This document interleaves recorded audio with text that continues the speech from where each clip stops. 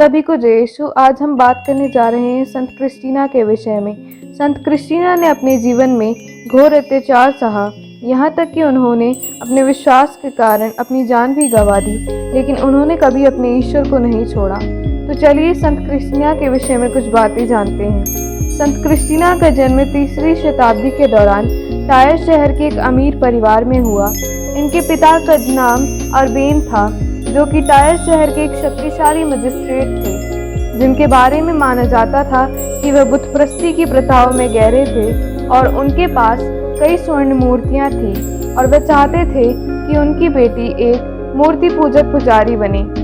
इसलिए अर्बेन ने संत क्रिस्टीना को देव मूर्तियों के सामने धूप जलाने और उनकी आराधना करने का आदेश दिया, और संत क्रिस्टीना ने यह करने से साफ इनकार कर दिया। क्रिस्टीना के इनकार करने पर अर्बेन ने गुस्से में आकर उन्हें सोने और चांदी की मूर्तियों से भरे कमरे में बंद कर दिया।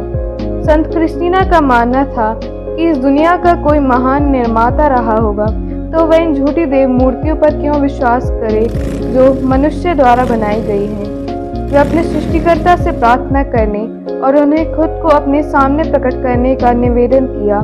उसी वक्त एक देवदूत संत क्रिस्टीना के पास आया और उन्हें ईसा मसीह का वचन सुनाया।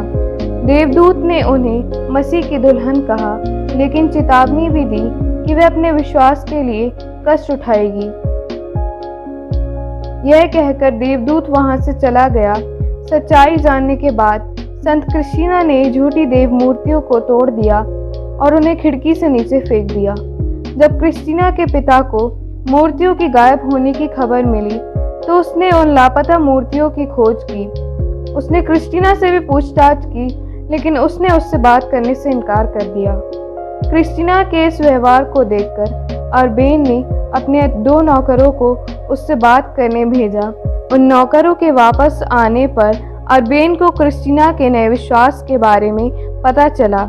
यह सब जानने के बाद क्रोधित होकर वह अपनी बेटी के चेहरे पर तब तक थप्पड़ मारता रहा जब तक कि उसने बोलना शुरू नहीं किया।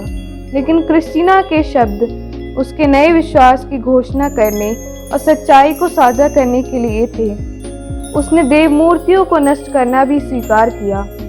अर्बेन ने क्रिस्टीना की देखभाल करने वाले नौकरों को मार डाला और उसे भी मारा पीटा और जेल में बंद करवा दिया। संत क्रिस्टीना की मां ने जेल में आकर अपनी बेटी से अपना विश्वास त्यागने की गुहार लगाई, लेकिन क्रिस्टीना ने मना कर दिया। अगले दिन अर्बेन ने सेंट क्रिस्टीना को परीक्षण के लिए और उसे उन मूर्तियों की पूजा करने और उनसे माफी मांगने का आदेश दिया। अपने पिता के आदेशों का पालन करने के बजाय उन्होंने अपने ईसाई धर्म के लिए उपवास रखा, जिससे तंग आकर अर्बेन ने उसे अत्यधिक आग के ऊपर लोहे के पहिए से बंधवा दिया। जैसे ही वह आग की लपटों से घिरी, उसका शरीर जल गया था, लेकिन वह मरी नहीं। उसे जेल की कोठरी में डाल दिया गया और उस रात एक स्वर्गदूत प्रकट हुआ। क्रिस्टीना के घाव ठीक हो गए और उसने वह भोजन खाया जो स्वर्गदूत अपने साथ लाए थे। अगले दिन जब उसके पिता ने उन्हें बिल्कुल सही हालत में पाया, तो उसने क्रिस्टीना के गले में एक पत्थर बांधने का आदेश दिया और उसे झील में फेंक दिया। जैसे ही वह पानी में डूबी, एक स्वर्गदूत ने उसे संभाला और फिर उसे खोल दिया।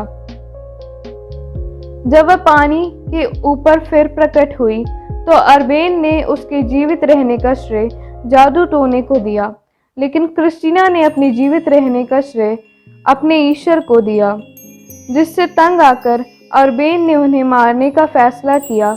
लेकिन उस रात अचानक उसकी मृत्यु हो गई। क्षेत्र के गवर्नर को उसके पिता के स्थान पर सेंट क्रिस्टीना की सजा को अंजाम देने के लिए भेजा गया था, लेकिन उस वक्त वह यातनाओं से बची रही। जब संगी विश्वासियों ने उन चमत्कारों की खोज की, तो वह जेल में उसके साथ एकत्रित होने लगे। कैद में रहने के दौरान उसने लगभग 300 लोगों को तब तक ईश्वर का सुसमाचार सुनाया, जब तक कि एक नया राज्यपाल नहीं आया।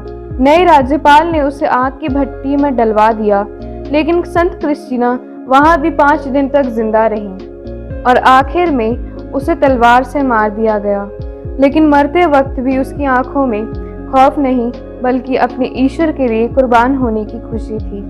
इनके जीवन से हमें यह सीखने को मिलता है कि मसीह के शिष्य बनने के लिए कष्ट उठाना आवश्यक है, लेकिन इससे हमें डरना नहीं चाहिए, क्योंकि भले ही इस संसार में हमें दुख उठाना पड़े, लेकिन मृत्यु के बाद हम अनंत जीवन के भागी होंगे।